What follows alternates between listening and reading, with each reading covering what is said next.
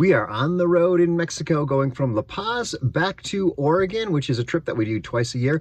And in this video, I'm going to give you a tour of our RV. We are in Guerrero Negro, so it takes us, I think, 5 or 6 nights to go between La Paz, which is down at the tip of the Baja Peninsula, all the way up to Portland, Oregon.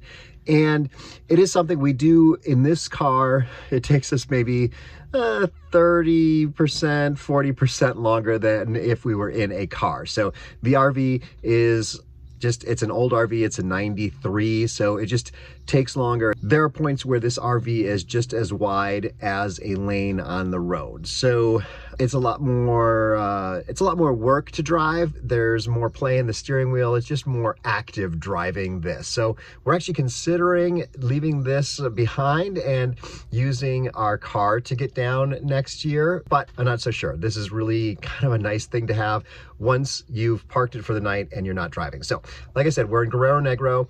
We're right at the border between Baja California and Baja California Sur. Those are two different states in the Baja California Peninsula. So let me give you a tour of the RV. Okay.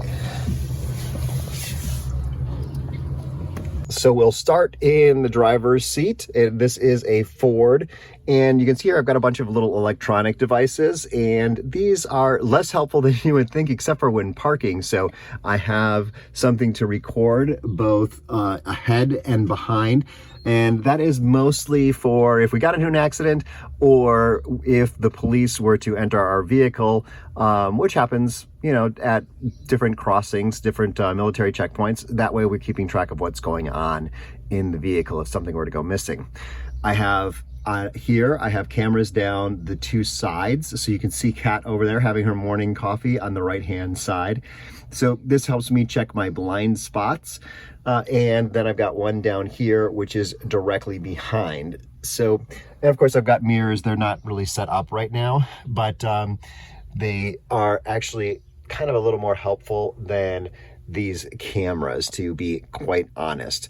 The cameras, they're kind of wide angle, so everything appears in them very small. So I can see cars much further back on these side mirrors than I can in any of these, but it is definitely really nice for parking. So that is where my phone goes if I'm using directions. I don't often need directions in Baja because there's really only a couple of roads that you go on. Of course, we've just got standard stuff like the, radio and things like that, places to plug in, a couple of cup holders down here. And we also download a lot of podcasts to listen to along the way. Just have to remember to download them in advance because if there's not a good Wi-Fi signal, there's not much downloading. And we also have our Garmin InReach Mini satellite phone here, just in case we get in trouble, and also keeps track of where we are because in the Baja, there's not a lot of cell phone service.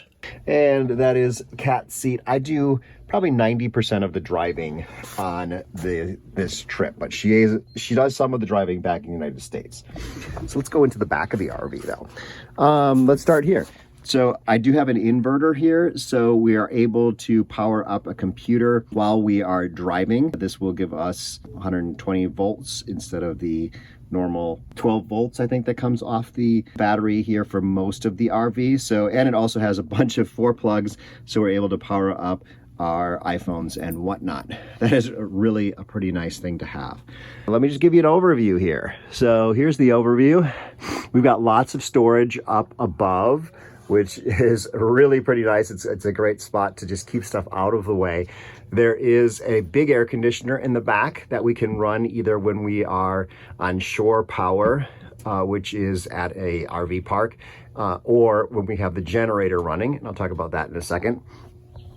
This couch here is usually where at least one of the dogs is, and this is a pull-out couch, so this turns into a bed, but on this trip we've just been using it as the dog couch.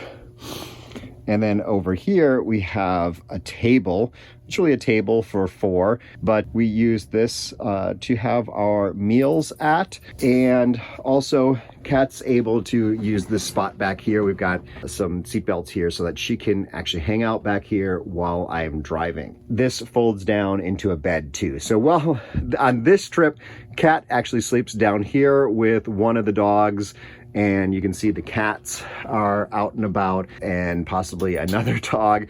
And I, on this trip, get to sleep up here, which is nice because I'm getting much better sleep than she is because I am the driver. So on past trips, if we're going down, if we're heading south, we often fill this area up with stuff that we're taking south with us, but we don't take much back going north. So in that case, I will sleep down here on the fold-out couch. It just makes for very little room in between, and then the dogs definitely have to be in one of the beds. And on this trip, we do have 2 dogs because we're taking a foster dog up north with us because he's hopefully going to be adopted into Seattle.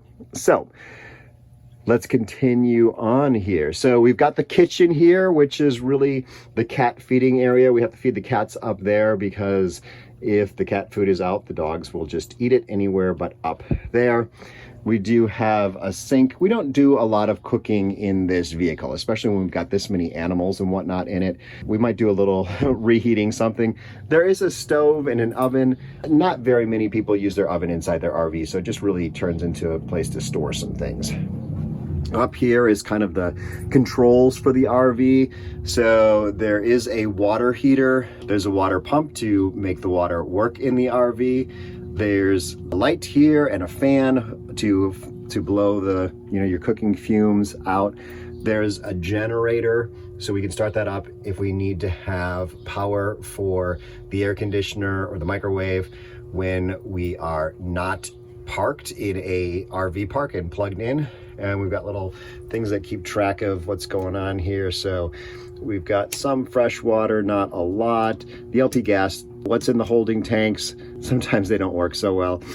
Battery condition, we're looking good. That's kind of the brain, I guess. Up here, we have a small microwave, which we've been using more on this trip because we forgot our water boiler back in La Paz.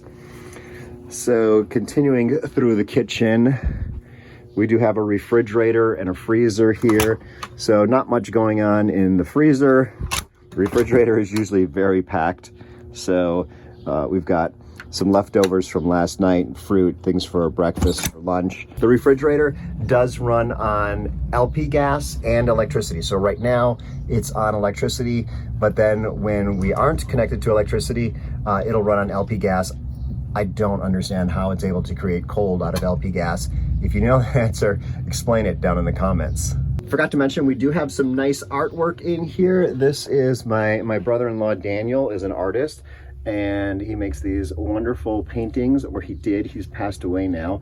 But yeah, so we were able to do a tiny bit of decoration in here. Actually here, this is for the heat if we wanted heat. It does have gas heat. Back here, this is the bathroom. So the bathroom is really very convenient to have.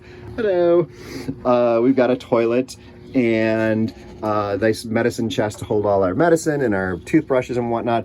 The shower we don't use while we're on this trip because it becomes the kitty litter spot, plus that's the dog and cat food, so we kind of store everything there, and then we do put the dog's water back here when we are moving. So let's I think that's it. Let's head out. There's a screen door here, and then there's a door on the outside, so let's head out there now. Okay, so we are now outside here. Nugget's having some water, Cat's having some coffee, and Bandit is eating some rocks. Okay, here is the RV. You can see here it does have a nice awning. We don't really use that much. We're usually in RV parks at least a little bit of shade. You can see the cameras on the outside, and I'll tell you why those actually are more helpful just being there. I'll explain that in a second. Let's go on over. And yeah, the back of the RV, we do have a carrier here that we carry some extra gas on, and on the way down, that's usually pretty damn full. So you can see more of the cameras on the back. There's actually 3 back here, which are helpful for backing up and whatnot. We've got a little bit of an awning here. You can see I mentioned that we're plugged into shore power. So this will run 30 amps if they have it here. I don't think this is 30 amps service here. And we do have here, you can see this micro light 4000, that's the generator. So if we are kind of boondocking, if we're somewhere maybe out on a beach or something, we need to run the microwave or the air conditioner, we can turn that on from inside. And then another camera. So let me tell you about the second purpose for those cameras, and then we'll talk a little bit about the RV parks that we stay in. So every once in a while, you might get pulled over and the police officer wants some more data. And as you're driving down, you will stop at a number of different checkpoints. And sometimes they want the more data, but if you've got the number of cameras on the outside and all the screens on the inside, I see their eyes look around and they're like, oh boy, they let us pass through. We've never had a problem with any of that, but I have heard of people having a problem. So I think maybe having those cameras influences their behavior just a little bit.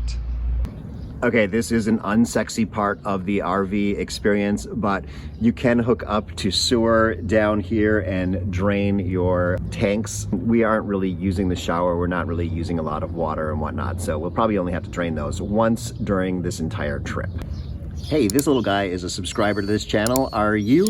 Be sure to click the subscribe button, the little bell icon, and the all option. So let's talk a little bit about where we stay on this journey down. So there's a number of options for where to stay. In the United States, we usually stay in the parking lots of casinos because it is a free place to stay. And so you can get this app on your phone. It's called, I think, All Stays Camping and RV. And it'll show you all the free places to park. So it used to be Walmart parking lots. That's not very common anymore, but casinos definitely let you hang out there for free, usually because we're driving until dark and we're not using really any of the amenities of an RV park. It doesn't pay to stay at an RV park in the United States because they're $50 or $100 a night. Down here, once we cross the border, we usually stay in a couple of different places. There are a number of RV parks or camps. So you'll see like camp off to the side of it, like a sign that says camp. And that's usually just a spot in someone's yard where they let people camp or park their RVs, often without any services. So you need to run your generator if you need electricity. There are a number of places like that we stay, or, just parking in the parking lot of a hotel for, $10. That's also an option often. Here we are in Guerrero Negro. And this is a place, I don't really quite understand this place. I think what goes on here is that when the whales are coming through, like the whales, I think, are born in the bay out here, maybe. So they've already gone north for the year, but maybe during that birthing season, this place is really popular because there's a couple different RV parks. There are so many hotels and restaurants and whatnot, but here, we're the only RV here for the night. And this place costs 350 pesos for the night with electricity, so it's about $17. Last night we were in Loreto, and that was a beautiful RV park right in the middle of downtown. I'll probably do a video about Loreto. You could catch that one. It'll probably be up here, I think, if it's ready.